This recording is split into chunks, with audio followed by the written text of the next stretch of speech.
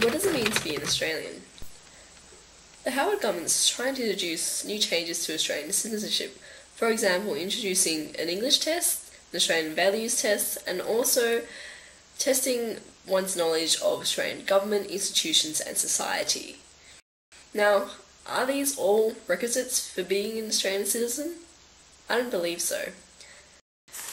I really do think that Australia should be a multicultural society, and that people of all different cultures, religions, and who speak different languages should be welcomed into our society, and that we should really embrace differences. Recently, I went to a Japanese restaurant, and some of the waitresses at the restaurant perhaps don't speak the best of English, and they often have a little bit of trouble with taking orders. Well, there was this one guy, and he barked at the waitress, "Learn English!" And I was horrified. So that got me a little fired up, and I really don't think that all Australian citizens should have to speak English. So in this vlog, I'm going to write a letter to the editor of the West Australian expressing my views, and hopefully I'll end up being published.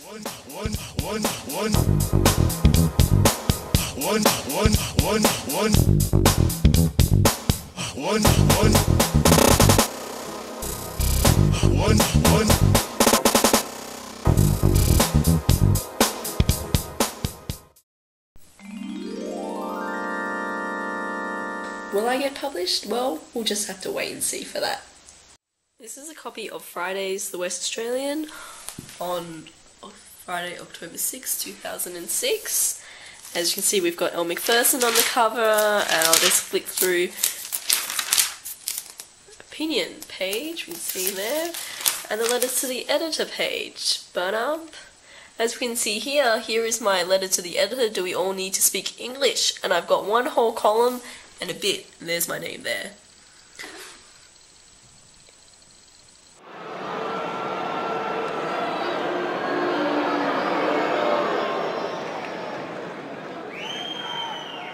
So I kind of ruffled a few feathers with my letter to the editor.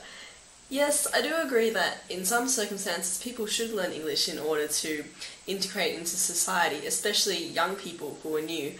But perhaps immigrants who are 90 years old and are just wanting to spend the rest of their lives with their families, I don't really think that English should have to be imposed upon them. And also, it also depends on how rigid the new Australian citizenship laws are going to be. If they allow for a degree of flexibility with that, then perhaps it is a good thing. The other point that I wanted to achieve in my letter was just to show that people should be more tolerant of other people who don't speak English, and at least I managed to have my voice out there by writing a letter to the editor, and it was as easy as sending an email. Out of the letters, the West receives about 500 to 600 letters per week, and they only publish about 100 or so. So I'd have to say I was pretty successful with my action this week, so I'm pretty happy.